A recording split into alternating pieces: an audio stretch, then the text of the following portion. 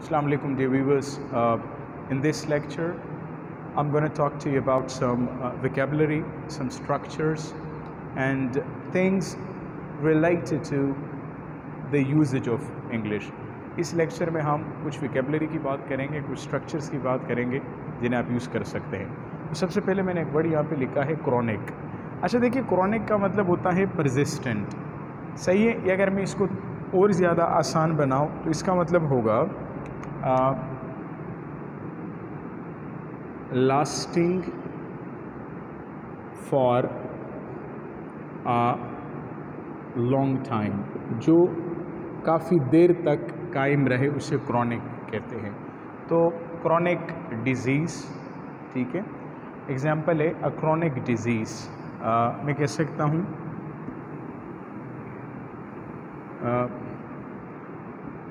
You have a chronic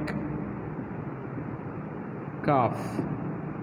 तो इन्हें आपको ये क्रॉनिक काफ की बीमारी है, क्रॉनिक डिजीज़ की बीमारी है। और you have a chronic asthma, आपको क्रॉनिक एस्थमा है, ये भी हो सकता है, ठीक है। तो क्रॉनिक का मतलब होता है lasting for a long time. अगला वर्ड हमारे पास एक है गाइस, ये एक वर्ड होता है एबाइड। सही, ये हमारे पास, इसके साथ हम प्रीपोजिशन लगाते हैं बाई, एबाइड बाई। तो एबाइड बाई का मतलब होता है किसी चीज़ को पूरा करना, यानी एग्जाम्पल होगा ये एक इम्पेरेटिव सेंटेंस में लिखता हूँ, एबाइड बाई योर वर्ड्स। इसको इस तरह भी लिख सकते हो, अपने वादे को निभाओ, या इसको ऐसे भी लिख सकते हूँ, ऑनर योर वर्ड्स, कि अपने वादे को निभाओ। तो this is how you can use it. लेकिन इसी एबाइड से हम कुछ और वर्ड्स भी डिराइव कर सकते हैं, जिस तरह होता है एबाइडिंग, एबाइडिंग, ठीक है ना। अब ये एबाइडिंग हमारे यहाँ पे क्या है, एडजेक्टिव है। ये किसी और नाउन को क्या करेगा, मॉडिफाई करेगा, उसे डिस्क्राइब करेगा। इससे हम एक वर्ड बना सकते हैं इस तरह, ये आप देखें, एबाइडिंग इन्फ्लुएंस, एबाइडिंग इन्फ्लुएंस। अब एबाइडिंग इन्फ्लुएंस का मतलब होता है, इन्फ्लुएंस का मतलब होता है असर, यानी इफ़ इम्पैक्ट। तो वो असर जो देर तक कायम रहे उसे हम एबाइडिंग इन्फ्लुएंस कहते हैं। अब इसका एक एग्जांपल कैसे होगा, एग्जांपल आप देखिए, good friends, good friends have, ये एक एग्जांपल में लिख रहा हूँ, गुड फ्रेंड्स हैव एबाइडिंग इन्फ्लुएंस, कि अच्छे दोस्तों का जो इम्पैक्ट होता है वो देर तक रहता है इंसान के ऊपर।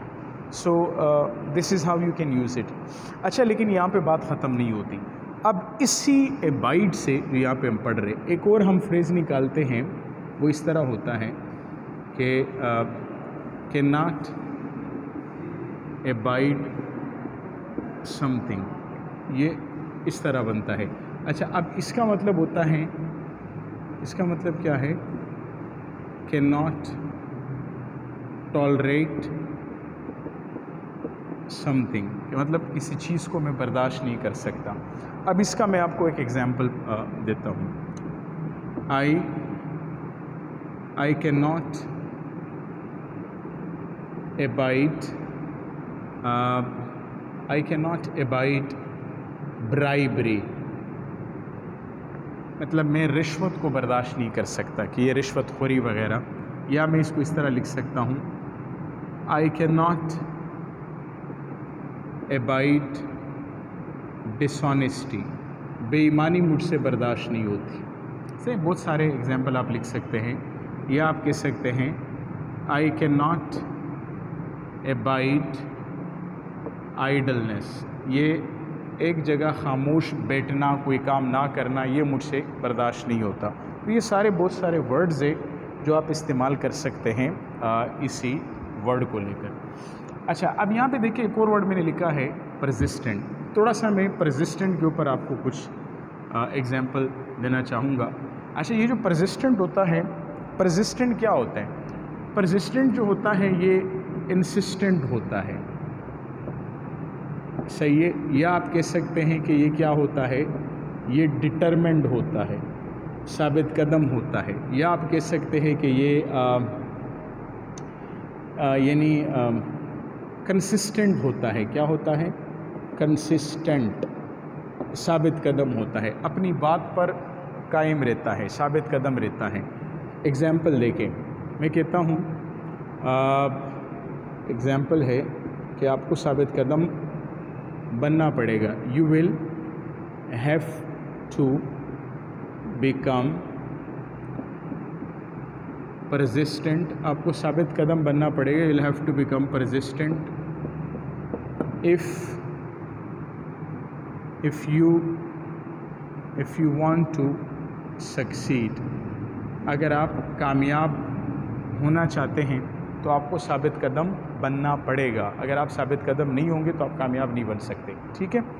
अच्छा, वैसे इसी से एक और वर्ड मुझे याद आ रहा है, वो होता है यानी B hello bent on.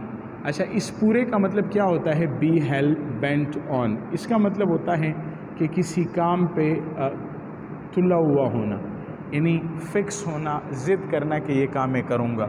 Example क्या होगा? मैं कहता हूँ you are hell bent on doing shopping. आप शॉपिंग करने पर तुले हुए हैं, आपको शॉपिंग करने की पड़ी है। या हम एक एग्ज़ाम्पल कह सकते हैं इस तरह, she is hell bent on festooning her room. उसको वो अपने कमरे को सजाने पर तुली हुई है, यानी वो ज़िद कर रही है कि मैं अपने कमरे को सजाऊंगी। तो आई होप कि ये आपको समझ में आया होगा कि हम इस तरह वर्ड्स कैसे डिराइव कर सकते हैं। देखिए, वर्ड को, अपनी वोकैबुलरी को एक्सपेंड करने का एक मॉर्फोलॉजिकल एस्पेक्ट होता है। हम सब जानते हैं व्हाट मॉर्फोलॉजी इज़। ये जो मॉर्फोलॉजी होता है गाइस, ये वर्ड के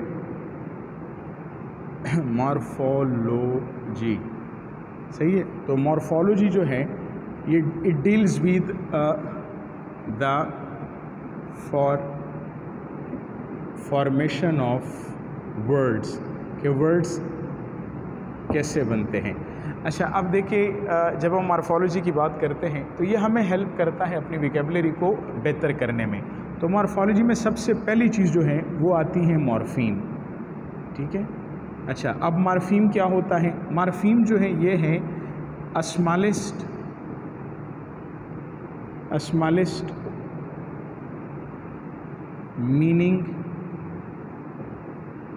मीनिंगफुल यूनिट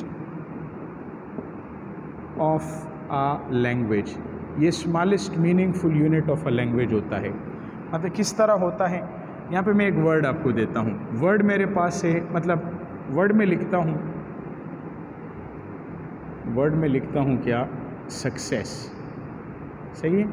ये सक्सेस जो है इसको हम ग्रामर के अकॉर्डिंग कहेंगे या लिंग्विस्टिक में इसको कहेंगे, लिंग्विस्टिक्स में, कि ये स्टेम वर्ड है। क्या है? इसको स्टेम वर्ड भी कहा जाता है। इसे आप रूट वर्ड भी कह सकते हैं कि ये हमारा एक रूट वर्ड है। अच्छा, अब रूट वर्ड क्या होता है या स्टेम वर्ड क्या होता है? ये हमारा एक बुनियादी वर्ड होता है। अब अगर हम सक्सेस से पहले, मैं यहाँ पे देखो, यहाँ पे मैं कुछ लगाओ, यानी इससे पहले कुछ लगाओ, तो उसको हम कहते हैं प्रीफिक्स। क्या कहते हैं? प्रीफिक्स। यानी मैंने यहाँ पे मिसाल के तौर पर अन लगा दिया। क्या लगा दिया? अनसक्सेस। अब ये तो पूरा नहीं बन रहा, तो यहाँ पे मैंने लगाना होगा फूल। तो यहाँ पे मैंने एक मॉर्फीम लगा दिया, एक मॉर्फीम मैंने यहाँ लगा दिया, एक मॉर्फीम हमारे पास इधर है। तो टोटल ये 3 मॉर्फीम है। ये हमारे पास प्रीफिक्स है, ये हमारे पास सफिक्स है, ठीक है। लेकिन इसमें एक चीज़ है, ये जो अन और फूल है ना, इनको हम कहते हैं बाउंड मॉर्फीम। इन्हें हम क्या कहते हैं? क्योंकि ये अलोन फंक्शन नहीं कर सकते, इन्हें किसी दूसरे वर्ड के साथ आना होगा। लेकिन जो सक्सेस है ना, ये हमारा कहलाता है फ्री मॉर्फीम। इसको हम क्या कहते हैं? फ्री मॉर्फीम, यानी ये अलोन फंक्शन कर सकता है। तो ये हमारा फ्री मॉर्फीम है और ये दूसरे जो है हमारे